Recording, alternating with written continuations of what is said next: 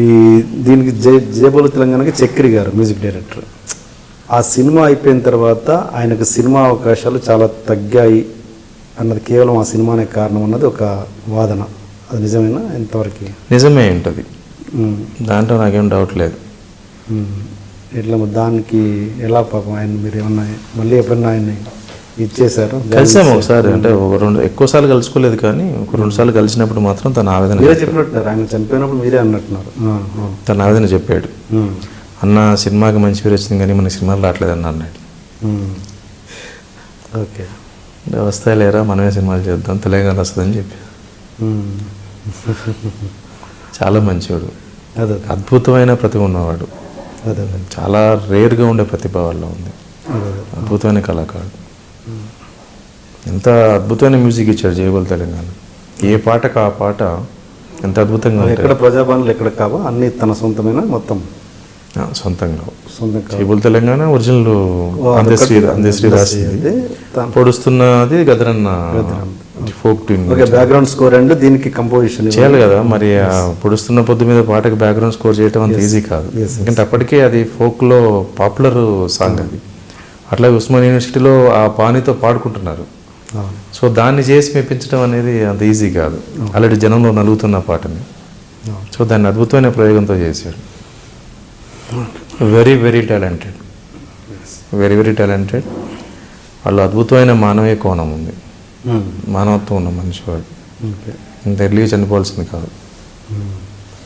ఇలా మానవీయ కోణాలకి ఎగ్జాంపుల్స్ చాలా ఉంటాయి. నేచర్, హెల్పింగ్ నేచరు, ఫ్రెండ్స్కి, ఇట్లా చాలా ఫ్యామిలీని చూసుకోవటము, ఫ్రెండ్స్ని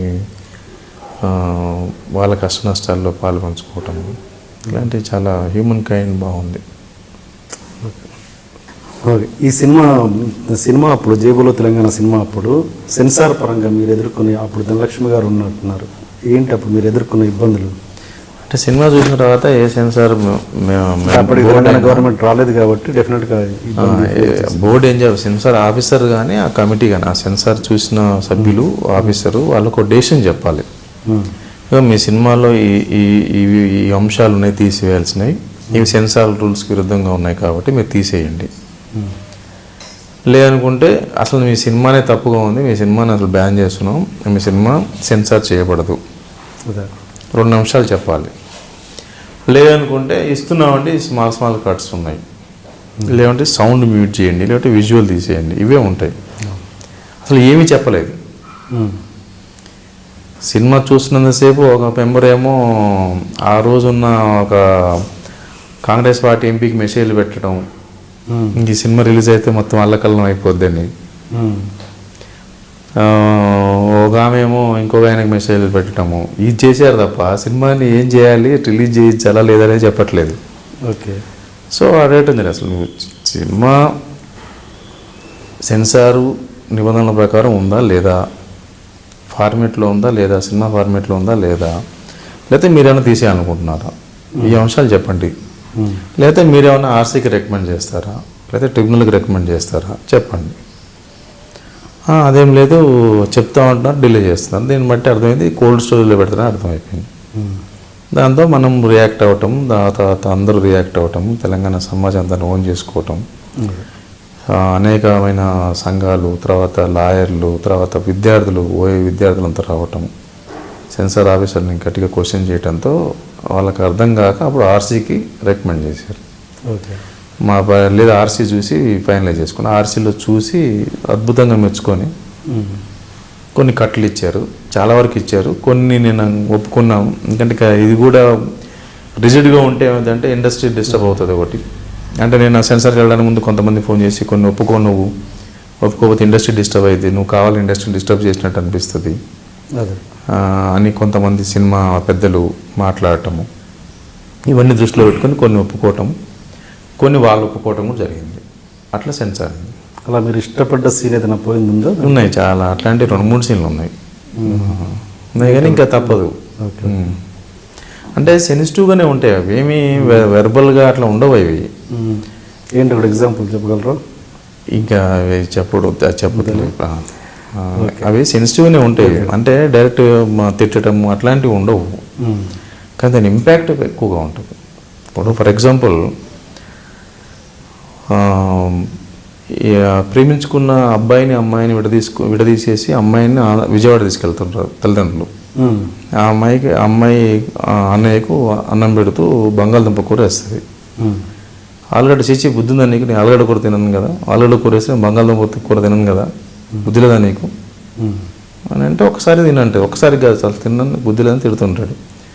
అరే నువ్వు ఒక్కసారి తినడానికే బంగాళదుంప కూర, ఒక్కసారి ఇష్టం లేని కూర ఒక్కసారి తినడానికే నువ్వు ఇంత ఇష్టపడలేదు, చిరాకు పడుతున్నావు. మరి 50 సంవత్సరాలుగా చీచి అంటా ఉంటే ఎందుకు వాళ్ళతో పట్టుకుని వెళ్ళాడుతూ ఉంటారు సమైక్యంత్రాలు. ఒక్క పూట కూర తినడానికి ఇష్టపడలేదు, 50 సంవత్సరాలు వాళ్ళు పోరాడుతున్నారు.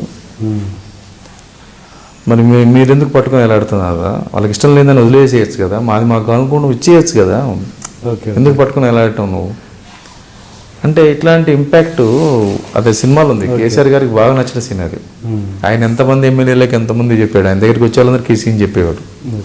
ఎంత బాగుంటుంది సీన్ అంటే, ఇవి వెర్బల్గా ఉండవు, దాని ఇంపాక్ట్ ఎక్కువ ఉంటుంది. అంటే ఒక నాలెడ్జ్ని ఇవ్వటము, ఒక ప్రాపర్ ఇన్ఫర్మేషన్ ఇవ్వటము, ఒక కదిలించి అంటే ఒక కళాత్మకంగా చెప్పటం. సో అట్లాంటి 2-3 సీన్లు ఉన్నాయి ఇంకా.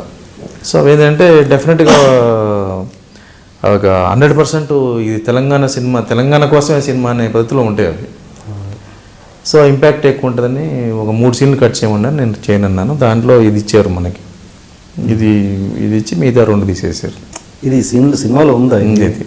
లేని చెప్పమన్నాను మీరు, ఇది ఇచ్చింది ఎలా ఉంటుంది? ఇంతకంటే ఇంపాక్ట్ ఎక్కువనే ఉంటాయి సినిమా. అదేందో చెప్పండి అంటున్నాను. అదే చెప్తే బాగానే ఉంటుంది ఇప్పుడు ఎందుకు. ఓకే సరే, చిరంజీవి గారితో మీ సినిమా ఒకటి ఓకే అయింది అప్పట్లో, అధినాయకుడు అని. అది టైటిల్ అయితే అనుకోలే కానీ జేబో మన 150 సినిమా మందే అది. యాక్చువల్గా 150 సినిమా విజయకాంత్ సినిమా కన్ఫర్మ్ చేసుకుని వచ్చాను నేను మద్రాసుకి వెళ్ళి. విజయకాంత్ నాకు బాగా పరిచయం, తమిళ ఇండస్ట్రీలో బాగా పరిచయం నేను.